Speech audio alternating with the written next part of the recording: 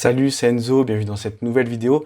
Aujourd'hui, on va s'intéresser aux mentions légales. On va voir quels éléments vous devez inclure dans vos mentions légales puisque c'est quelque chose d'obligatoire, sauf si vous avez un site en tant que particulier. Voilà, si vous avez un petit blog et que vous l'administrez en tant que particulier, vous n'êtes pas obligé d'inclure des mentions légales.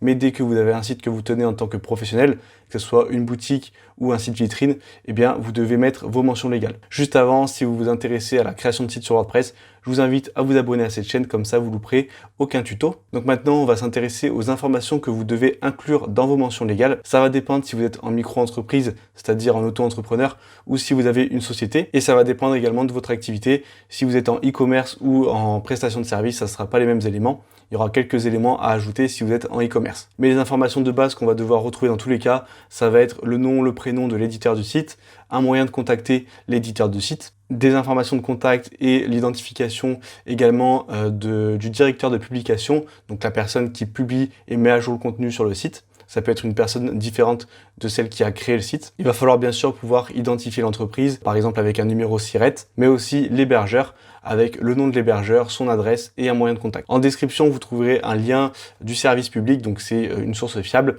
qui résume toutes les informations que vous devez mettre dans vos mentions légales en fonction de votre situation. Donc je vous invite à aller voir si vous voulez savoir précisément tous les éléments qui doivent être présents dans vos mentions légales. Nous, ce qu'on va faire, c'est qu'on va créer une nouvelle page. Donc je vais aller dans mes pages et je vais ajouter une page qu'on va nommer tout simplement mention légale. Et en description, vous trouverez également un template avec quelques informations de base pour avoir une version basique de vos mentions légales.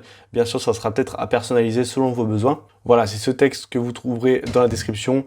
Vous aurez vos informations à compléter avec votre prénom, votre nom, les informations de contact, les informations de votre entreprise, le numéro RCS si vous êtes en e-commerce ou en prestation de service commercial, sinon juste le numéro SIRET. Pareil pour la rédaction du site, l'hébergeur du site. Et ensuite, ça parle de la propriété intellectuelle. Je vous laisserai aller voir en description et faire un copier-coller si ça vous intéresse.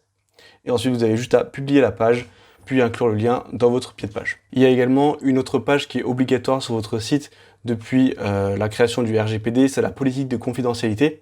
La différence avec les mentions légales, c'est que là, ça va concerner uniquement le traitement des données personnelles. Donc, vous allez devoir expliquer si vous collectez certaines données, si vous utilisez des cookies et expliquer ce que vous faites des données. Donc ça, c'est un document qui est à faire au cas par cas, mais sachez que rien que si vous utilisez Google Analytics, eh bien, vous utilisez des cookies et donc vous devez avoir une politique de confidentialité.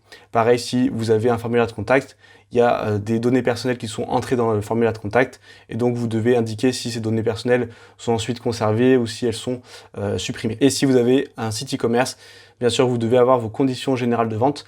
Là, la différence avec les mentions légales, c'est que ça va concerner uniquement la vente. Donc on va parler des prix, des moyens de livraison, des moyens de paiement, de la politique de retour et de toutes les garanties commerciales que vous avez. Donc ça, c'est des pages qui sont obligatoires sur le site qu'on retrouve en général dans le pied de page.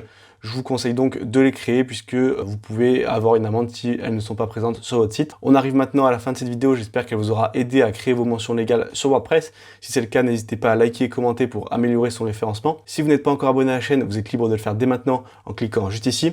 Et si vous voulez aller plus loin et vraiment développer vos compétences sur WordPress, eh bien vous pouvez rejoindre gratuitement le Club WordPress. C'est le lien qui se trouve en description et vous recevrez des conseils exclusifs directement dans votre boîte mail.